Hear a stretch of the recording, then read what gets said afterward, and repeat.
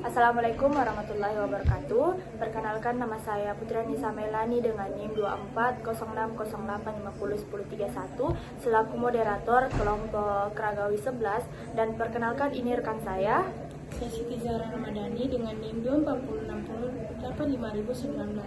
Saya Nabila Nurmudi Sagus dengan NIM 240608501004. Saya Andi Mohamed dengan NIM 2406008501026. Saya Yudi Jelita Sehari dengan NIM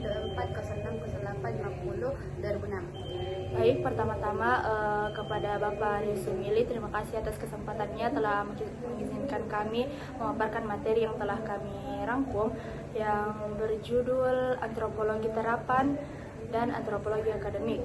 Baik, langsung saja saya serahkan kepada pemateri pertama, yaitu Siti Zahra Ramadhani untuk membacakan materi pertama. Jadi materi yang pertama yaitu antropologi terapan dengan antropologi akademik. Penyerapan pengetahuan, teori, metode, dan data antropologi dalam lingkungan non-akademis seperti organisasi pemerintah dan non-pemerintah, rumah sakit, medis, dan sektor korporasi untuk mengatasi masalah-masalah sosial dikenal sebagai antropologi terapan. Antropologi terapan terkadang disebut sebagai antropologi praktik. Antropologi terapan menerapkan pengetahuan antropologi ke dalam praktik nyata. Penerapan antropologi praktis dimulai pada tahun 1960-an karena perspektif holistik dan etnografisnya sesuai dengan minat sosial pada masa itu. Penerapannya meluas pada tahun 1970-an ketika para antropolog mulai diserap ke dalam organisasi internasional, nasional, sektor korporasi, dan lembaga pemerintah. Antropologi akademis mengacu pada pengajaran dan penambahan basis pengetahuan antropologi. Fokusnya adalah pada pengajaran, pelatihan, penelitian, dan penulisan. Dimulai pada awal abad ke-20 oleh Malinowski, Boas, dan sejenisnya pada Perang Dunia II, mendorong perkembangannya. Namun, seorang antropolog akademis dapat melakukan antropologi terapan secara bersamaan. Demikian pula, seorang antropolog terapan dapat berbicara dan menulis tentang pengalamannya, sehingga menambah informasi bagi dunia akademis. Saya kembalikan ke moderator. Baik, terima kasih kepada pemateri pertama. Selanjutnya kita beralih ke pemateri kedua, yaitu Nabila Nurmulisa. Saya persilahkan. Materi yang kedua yaitu jenis-jenis antropologi terapan. Antropologi terapan berasal dari keempat subbidang antropologi. Yang pertama, antropologi fisik terapan. Antropologi fisik terapan bekerja dalam konseling genetik, penyalahgunaan zat, epidemiologi, penuaan, penyakit mental, forensik, kesehatan masyarakat, dan medis. Nah, yang kedua yaitu antropologi arkeologi terapan. Arkeologi terapan mengelola sumber daya budaya. Mereka mempelajari, menemukan, dan melestarikan situs-situs bersejarah dan prasejarah yang terancam akibat pembangunan. Nah, yang ketiga yaitu antropologi sosial terapan. Antropolog ini bekerja dengan penguasa, ahli pembangunan ekonomi, pekerja sosial, profesional periklanan, pekerja pabrik, profesional medis, personal sekolah, dan lain-lain. Nah, yang terakhir yaitu antropologi linguistik terapan. Antropologi ini bekerja di sekolah-sekolah distrik dengan berbagai bahasa. Baik, itu saja materi dari saya serahkan ke moderator. Baik, terima kasih kepada pemateri ketiga, Nabila Nurmulisa. Selanjutnya saya akan beralih kepada pemateri ketiga, kepada saudara Andi Muhammad Raihan Rizkula. Saya persilahkan. Baik, berikut adalah materi ketiga, itu bidang antropologi fisik terapan. Teknik pengukuran yang digunakan oleh antropolog fisik terapan disebut juga antropometri. Hansen dan Kondor 1958 telah menggambarkan antropometri sebagai teori dan praktik pengukuran visual dimensi tubuh dengan instrumen yang sesuai dan penganan data yang dihasilkan secara teratur. Teknik ini banyak digunakan dalam rekayasa manusia. Dibagi menjadi 4 bidang, yaitu sonometri atau pengukuran tubuh hidup dan mati, osteometri atau pengukuran kerangka dan tulang, atau kraniometri atau pengukuran tengkorak.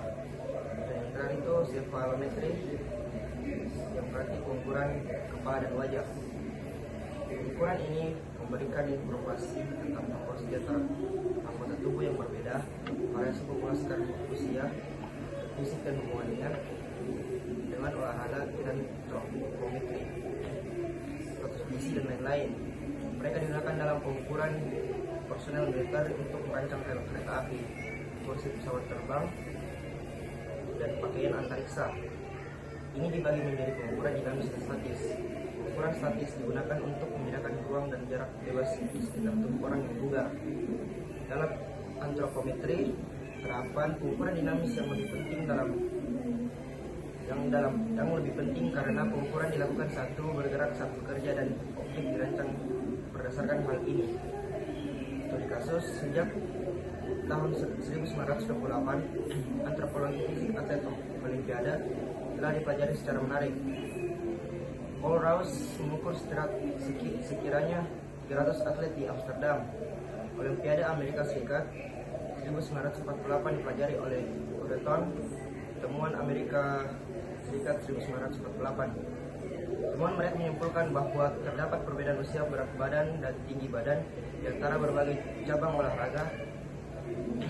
Tanner menemukan bahwa terdapat perbedaan yang nyata dalam somatotipe para atlet dan populasi umum.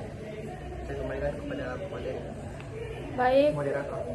terima kasih kepada pemateri ketiga, Andi Muhammad Rayyan Sekolah. Selanjutnya saya akan beralih ke pemateri terakhir, yaitu pemateri keempat, yaitu Yuni Jelita Sari. Saya persilahkan.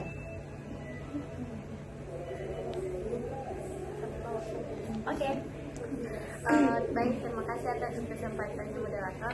Saya akan membacakan materi keempat, yaitu prospek masa depan. Pekerjaan yang berorientasi pada penelitian dan berorientasi pada tindakan atau antropologi akademis dan antropologi fisik.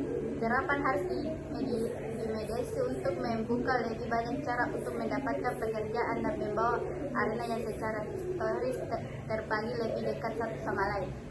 Saya kembali ke moderator. Baik, kepada pemateri keempat, saya akan membacakan, sebelum berakhirnya materi yang kami sampaikan, saya akan membacakan kesimpulan dari antropologi fisik terapan, yaitu antropologi fisik terapan adalah cabang antropologi yang menerapkan pengetahuan tentang variasi fisik manusia dan evolusi untuk memecahkan masalah praktis dalam berbagai bidang.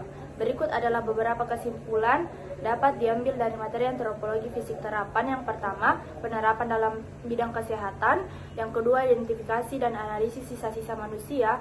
Yang ketiga, studi ergonomi. Dan yang keempat, pemahaman tentang adaptasi manusia. Dan yang terakhir, penerapan dalam bidang olahraga.